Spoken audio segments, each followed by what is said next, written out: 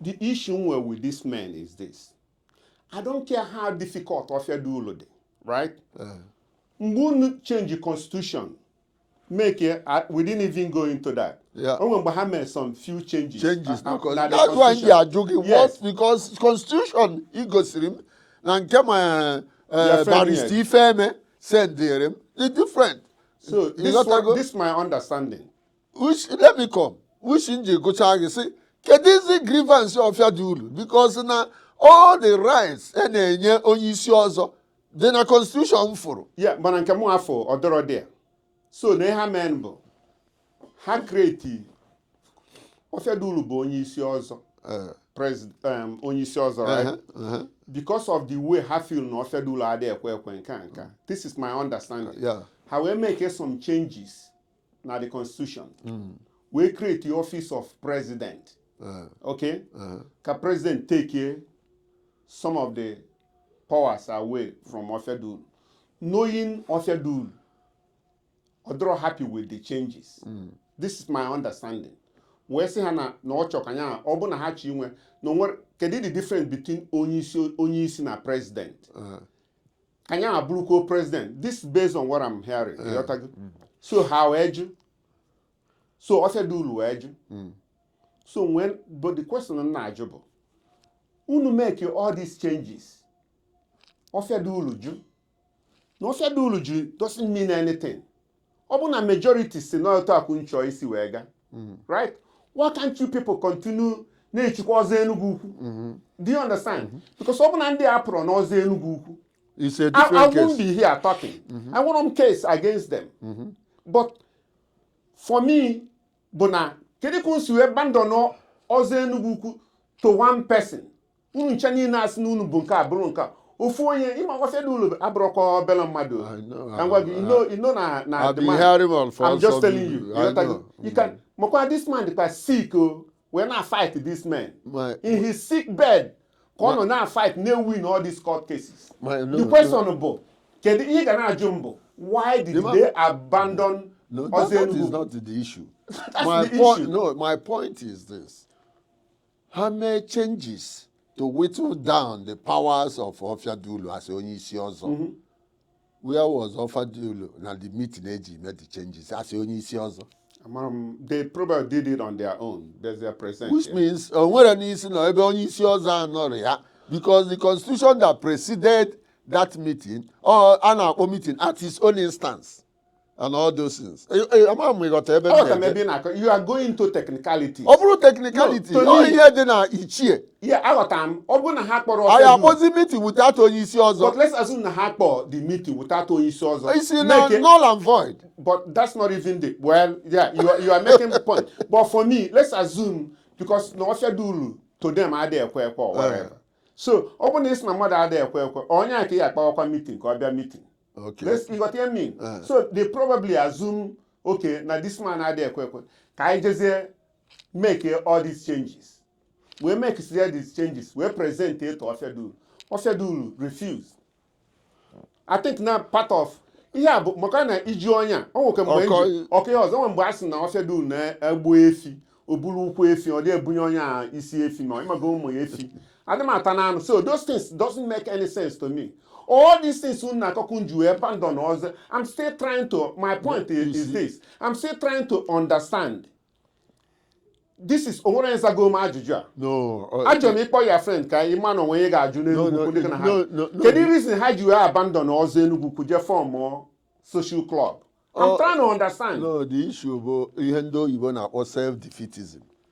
Ebe hapụrụ the men ọzọ agwa oge na-ekwu ya Enugwu-Ukwu na ha kwugara na kwuo dị nsị ya ịgbara onwe gị egbe n'ọkpa gị na ndị mmadụ na-azọ ihe ịghọtago ịbịa hapụzie the thing get form ihe ọzọ you disassociate go yourself from their you want any claim on that thing at all. You know, so my point is this. Ọ bụrụ na powers of what I think I'm still confused. My confusion is that now Onyisi Ozo before he change the constitution, he have a constitution review. right? Onye isi ọzọ ya nọ. Kedu Because onye ya all ajụzi yeah, exactly. Kedu onye ya ajụzi na ihe a chọrọ ime nke ndị be anyị na-asị nke ome maka o nwere ihe ya abụ ime ọ bụrụ na ọ bụrụ Obviously, he ya. was not there. They just did it behind the man. Mokwa na-arụ na anwụ ya for years. I know. He was fighting in his being sick and everything. So this is the now. So all these the thing bụ na-eme mbụ na let me be honest with you. Iwo mbụ after all these judgments, agwa unu na ọzọ unu na-echi abụrụ ọzọ Enugwu-Ukwu.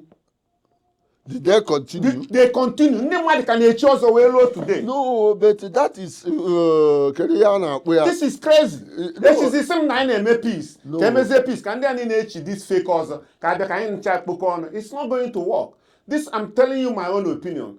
Ndị igwe agwụna chi ọzọ na ndị ọfịa uru chi ọzọ chọọ ha mara ihe na-ese ha.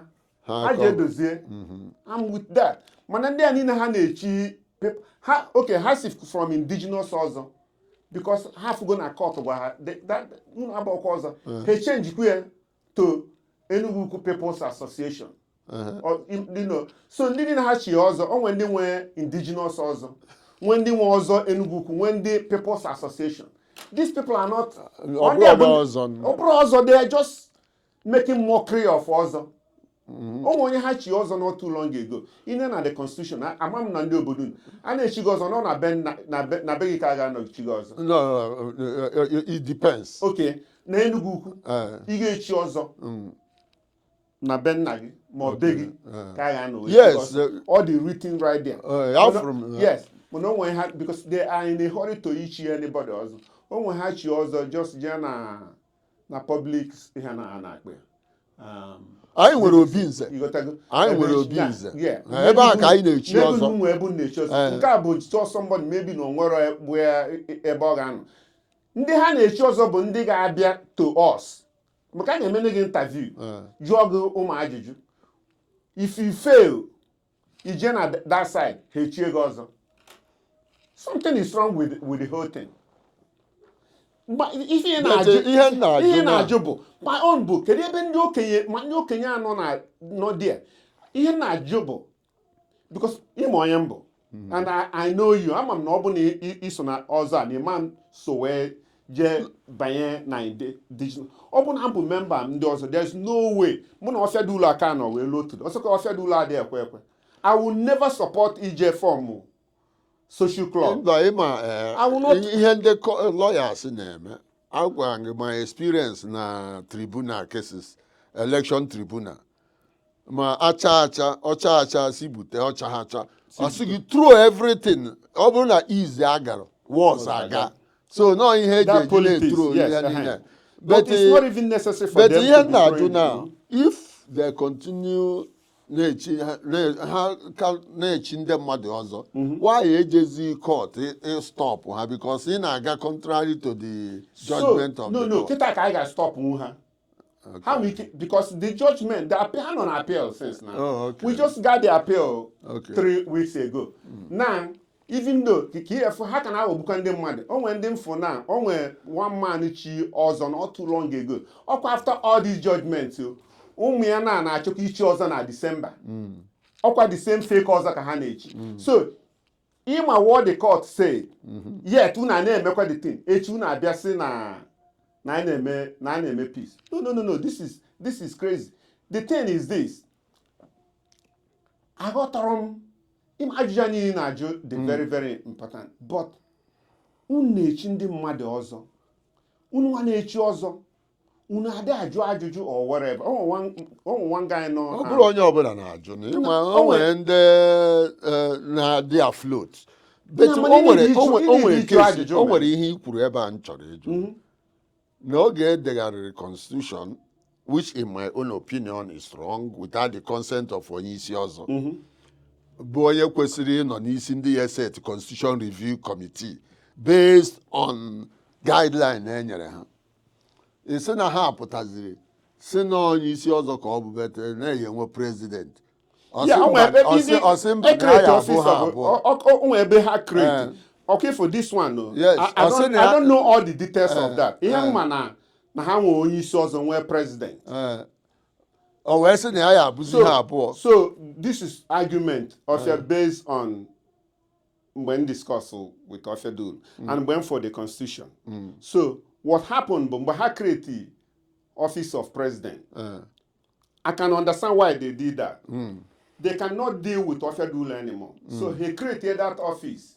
We take some powers from Ofedul. So basically, Onyisozo is like ceremonial. That's the word they use. Not just ceremonial.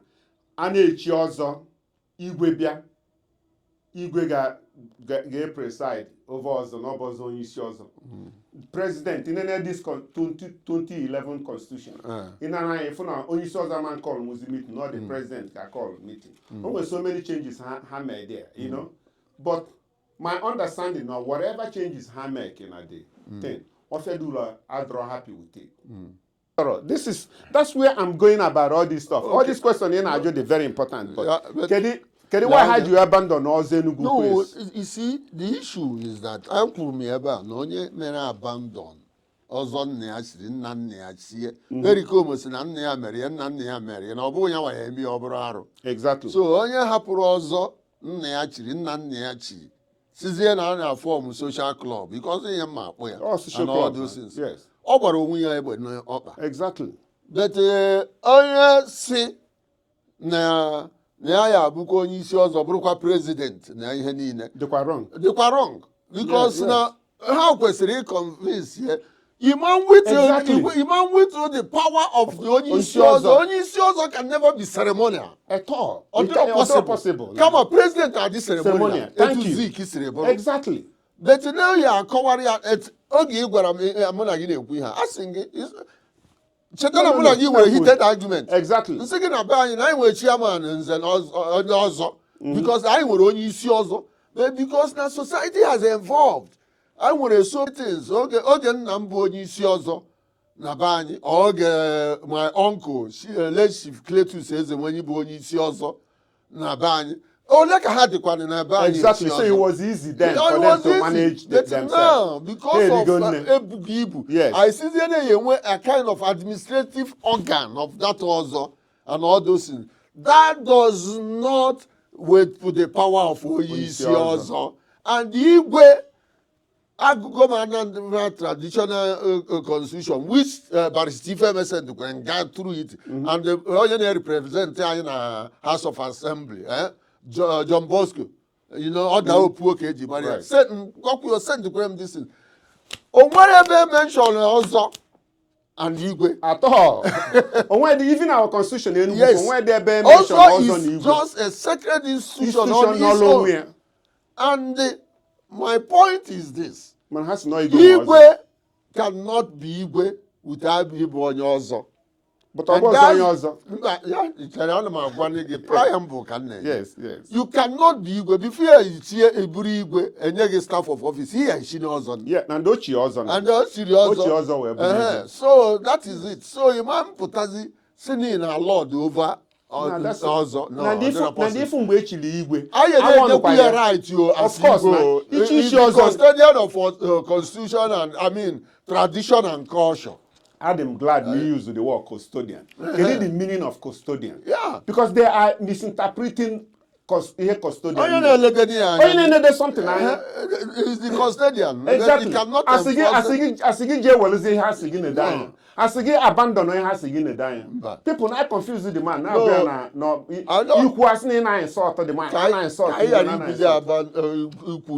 abandon. That is nonsense. As exactly. Far as I mean, it's no brainer. Yes. And when you see, when I get a zoe here, he happens to hear me a jail where he heard. So never has to go with her and all this. And what a case. You know? And they know they don't have case. Okay. Every time when judgment. He claim, now the judgment nowhere or anything. Now so no status quo on your bona. Mebebon. On about status quo, then why are you appealing the case? Then don't appeal. This last judgment now, they are now talking about going to Supreme Court. Can you imagine these people? I have taken you know, you are going to Supreme Court. I have taken time to call people man. Na law. Na Oka. akwụkwọ ndị isi ọzọ n'ihi ala ịghọtago ma ụkpọ ihe niile a for administration like ihe ala ha nwere na mkpuke ịghọtago ha na-echi ọzọ nke ha na mkpu na mkpu onye chicha mgbe jụkwa ha kedu ka esi emezi chairman of ọzọ etu anyị si wedaba anyị ha sị m na ọ na-edi rotation abụọ the mkpukes ịghọtago na onye a na-achị ndị nke nsị abet ọkwa unu nwere onye bụ onye isi ọzọ ụnụ ma ọ bụrụgodị na onwe ọtọriti na ihe unu na-eme maka na unu na-eme ya na mkpuke bete unu ma ọ sị yes na onye ọbụla ma onye bụcha onye isi ọzọ bete na ihe ha na-emezi bụ ndị ọbụla na-echizi na nri ya mkpuke na etu ha siri nọ adị ọ na-awọkrụ ha bete na ha nwere chairman ọzọ or president whatever appellation ha nyere and the works na onye a ndị achịcha ọ bụrụ tọn ndị a and n'Enugwu ha nwere this president ndị ọzọ right I can tell you, I don't know much about what they are doing over there. But I won't be surprised. Maka n'ebe n'Enugwu we have 4 quarters. Yes, sir. Okay. I'm sure now, ndị ọzọ na ha ga na-rotate quarter. Onye a cheer from this quarter. Onye a cheer from Imago, ha na-rotate or whatever for Igbo president. But for me, I want that president is a useless office. That's what you say. But yes. I don't agree with you. Yes, to me, because when a clear-cut demarcation of responsibility. It's like creating a position that is not even necessary. That is causing unnecessary. It's fact. But Obunoya agree. That's fine. Yes, we move on with it. I don't have problem with that. The problem with that. Unu ije constitution gị before idegharịa that constitution si na president onye isi ndị ọzọ ya na-akpọ meeting at his own instance no ya na-echi ya meeting and all those things. But this meeting eji ije degharị the constitution so everything is I'm confused because someone another constitution ha nwere here, right? This is why I don't want to talk in Kamamaro. Yes. If you look at this constitution, if una onye na-akpọzi meeting bụ president, not even because this may be emergency meeting. How where there shall be 3 kinds of meeting. Of course. How where general meeting, where emergency meeting, where committee meetings, where initiation meeting. Okay, so it's more than that's a 3. It's more than 3. But in an emergency as a general meeting, Ozo Enugwu-Ukwu shall hold its general meeting 3 times. Christmas, Easter, and onward certain period. Yes. The actual date period is at discretion of the executive. So not the executive na I call meeting. But nke from constitution has no only. So this one may be the one after that's one. Has emergency meeting. This may be called at the instance of the president in conjunction with the secretary. So only so there was anything to do with meeting. You got that? So I can imagine if you do for all these changes. So where's the fear? Now more about only so name is meeting. No, that was him. I'm asking anything. Where Sibon not able president? Okay. You tell me? Yes. You know. So more this constitution, more harm with this. It's just very confusing. Yes, I read it. Go on, come. Barisife messenger mkaji jekels if na ya kan ji siba kedizi problem of Yadulu with here because everything is spelled out here on where the powers before this one the biggest problem bona na okay for this is my problem, right? Ndi bani I don't understand our people even after all these things. People are still going just Ibi na ebe crowd de. Ibi show just they move with crowd. When they move with you. That's what my mother na pa follow. My up to my mother that time to small money. He like I give me bro follow. You know? When the someone one guy na akpa Echezona. This Echezona guy, right? So Nandi chief ọzọ also na ndị agụ afịa n'ọzi ya abụrụ ọzọ o make voice note not too long ago na blame Ofiadulu the stubborn na Ofiadulu aka na ọ bụ na a good leader na ọka chịkọta onye ọbụla nka na-asị na ke ndị na-achịkọta this men ka ị na-achịkọta ha bụ igwe ha ji igwe jide everything. Ofedul has done everything to make peace with these people. They refuse. Onwe association a na-akpọ forum n'Enugwu-Ukwu. Imego prominent people nọ na that association. Beginning of this year or last year, last year, ka ha si na this thing na-eme n'ọzọ adịgo too much.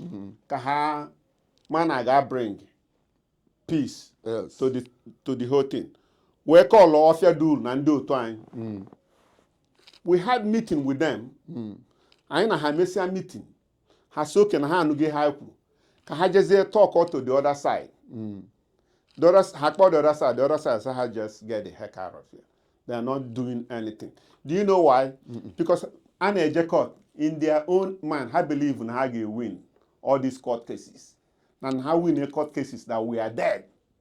So these people are not interested in any peace. But right now, you can understand no have peace. Oge ngoro ihe nji juba gị. Iji ezigbo ajụjụ. Kedu ihe Ofedulu na fight for? Because the constitution nlere bụ meeting, general meeting. Ozo Enugwu-Ukwu shall hold its general meeting 3 times yearly, namely Christmas, Easter, and the Ọnwa Asatọ periods. The actual date for each period is at the discretion of Onyeisi Ozo. You see, go on, Kat. The same thing for emergency meeting. Exactly. The same thing for initiation meeting. The same thing for committee meeting. The same thing you go, right? So, anyway, two different interpretations. Yes, and which my position is, this is the one that gave birth to this.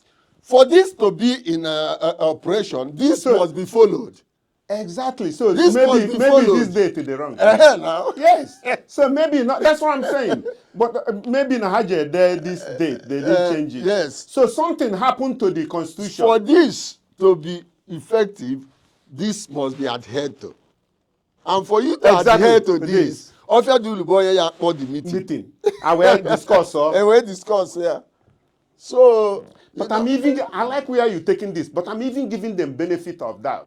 Now maybe Ofedulu was being stubborn, like they say, or whatever. However, hold or whatever meeting. I think I ain't Bundibo. Ndebundibo anyway. Yes. And in those, I may produce discussion. Konyo obula tinye kene onu n'ihe. Were godi nke na-eme na bono. Were judge godi ihe na-eme. Exactly. Yes. Because no na-eme o mekwara na ba anyị mbeti nke anyị abụrụ ọzọ sere okwu. Na ihe sere okwu na ba anyị n'Ezinifite bụ chieftaincy. Okay. You know that some people they runye na our chieftaincy clause. Then or bukwa now. No the elders village. Onye pụtazi wee sị gị under I said not have the elders village. Yeah, as of course about problem. Because onye history. Onye history. So ndị ọbụla village mkpu ọbụla jeze chiribe ọzọ nke ha. Okay. But ọ ga-emecha nwee one igwe. I kpokọtakwa ihe niile ọnụ. To me, ihe niile depends on igwe, the type of igwe unwe. Inwe igwe the maha ka isi achịkọta something. You got to go? Yeah. You know, unfortunately our igwe is almost like no take go side. And that side no take, he's struggling to come out because obuno ebe nwe igwe dị neutral. You got to go? He will call everybody to order. Yes, exactly. You know, you call everybody to order. So now this has to stop. But obuno the igwe na-achị obodo sokwu wepụ n'ọzọ. Kesi ndị ga-edozi the thing. All the crazy. Yeah, because I opened this discussion. Ka onye ọbụla enwe 177 communities in Anambra State. Nwere ihe I kwuru here they can call because ekwugo nke ndị njocha ma ihe ala ma alọ. That's the same thing. Because that's what will happen in Asimaka ọzọ na. Our constitution Enugwu-Ukwu recognizes because ihe dị na ha na-eme each ọzọ bụkwa contempt of court. Contempt of Mark moving forward now. Hama na ha na-ekoka na ha chịkọ onye ọbụla ọzọ again with Ozo Enugwu-Ukwu na But ha ji appeal, they can still there's no more appeal. Gan Kazaza na eje appeal. Of course, ha ji Supreme Court. No, they're just saying Supreme Court abro na appeal. Okay. You know, Supreme Court bụ and do you know the funny thing about their Supreme Court? Ha ga-apụkwa na aghọgbukwa ndị mmadụ na no nwere anything change go na this judgment bụ the same thing na somebody even told me yes na everything age and time. Yes. Yet in askwa na ị ga-eje appeal. Why are you going to ihe change ni why you na-eje higher court? Why are you going to Supreme Court? Ọ bụ na things dị okay. Why are you going to so okay for if niile na-eme this thing ka ngwa ezo iwu m na all these things bụ ndị okenye nọ n'obodo a na-agwa ofe. Onwere ga-apụta. I'm telling you, onwere ga-apụta. I'm trying to understand. Does it mean onwere ndị ọzọ niile adị 100 and something? This is what still baffling me. So onwere any of them gas in there. Na enough is enough. Or say na kunsu epu n'ọzọ abrọkwa ezigbo ife. Unu efeel unu ga muscle your way around everybody. And to be honest with you, ndị na fight this thing, you know, I'm talking as Ofia Ogu now. I know. These men now not with Ofia Duru now. Because Ofia Duru now, two, we are fighting this man all this time. Manakita, we are very, very committed though. Hachi any na moon. We are ready to go to moon, no? Because you must do the right thing. You're not on the side of truth. Truth. The worst thing they have done to themselves, which incorporate. All incorporation come up was it? They incorporate another indigenous also, which means the Brazil. They claim can be a custodian of all this tradition and custom. You know, it's confusion everywhere. Because I read all this in Anambra Constitution, chieftaincy and all. When you have with Ozo. Ozo is a standalone. Even a standalone institution. So these are the institutions. The problem, Bona, some people, Hanata na ban each Ozo. Hanaya na crowd. Half ebe crowd they decided not the kokeba ka. When helozo na Bible say na uzo esi ejo okumo. Na crowd kali there. On the wide. Yes, man on the wide. Not the wide. Man here not there rinne too. Also not the wide. Man here ponye there rinne. Nkeja again igwe there. The very narrow. Yeah, we heard you. Yes. No charge you. Well, the channel boy, man, not make sense. Well, it makes sense. Yes, exactly. It makes sense. I think because then the kind no ihe na-eme n'obodo no the akpọcha mkpọ n'Imo ndị niile dị around you people Enugwu ike akpụkwa bag na ndị abaga na esekwe dị around ka mara ihe mere ndị n'Imo na-emekwa this quarter something ndị nke a then na nwechara you know I change with changing times you know guy are this stagnant. Yes, he change it. When you get change it for the betterment of for the betterment of that institution. Or not just now some few people to throw it away. Or some few people want to grab something. You know, or if there's a sign of Fedula Abro or something like that. No, actually, yeah, there's good change. Yes. You know, I'm all for it. But you can't just keep lying to people. It's true. You know, you can't keep lying to people. The court case here make it very clear. Nuna man is Ozo. Nuna want right in anybody. Ozo Enugwu-Ukwu. Nuna man na parade as Ozo Enugwu-Ukwu no moon. Because voluntarily. Un have to go. Voluntarily. Yes, on what for soon. On the Enugwu-Ukwu called the zeal. Imazi kedin the Ozo Enugwu-Ukwu. Eyota. Kedin the I am Ozo na baku forza kainwe. And the funny thing about this man, always some Ikolobia one time there. But have their phone and their form or something. So we call it say, so all the bully possible a form also Western Hatch she was also Colombia. Oh, the same people. So attack Baha. Sanu nache cause confusion na the community. Meanwhile, unu abandon also indigenous. See from indigenous Bana People's Association. So no, obodo na where their own problem. Because throw near out na the comment section. Ka ikpokota ihe amara na ọzọ abụkwa ihe anyị ji eko. Exactly. Ihe anyị ji eko. Yes. Ka anyị mara etu anyị esi dozie ma ọ bụ otu Anambra steeti ma Imo steeti ma Enugu steeti ma Abia ma Ebonyi.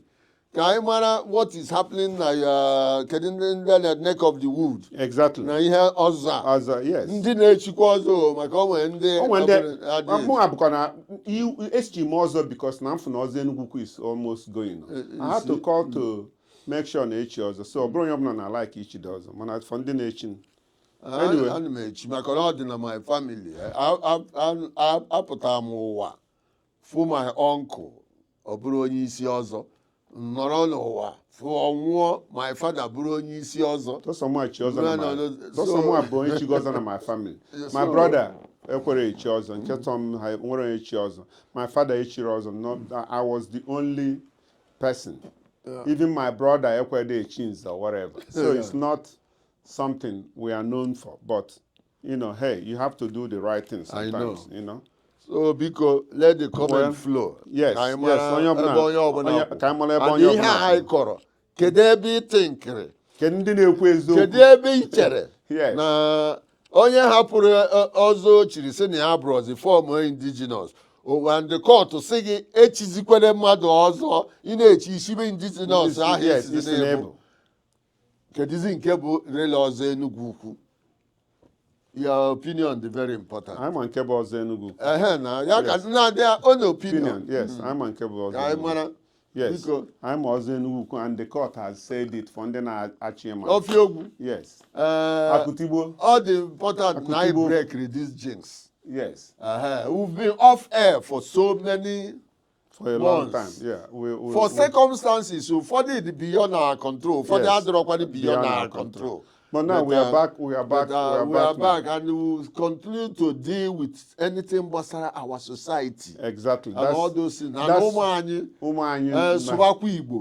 those things. We will try that's to the see focus how we have to go. We want to go until election how to follow it and integrate it in the okay. Thank you. All right. Good. Of your good one.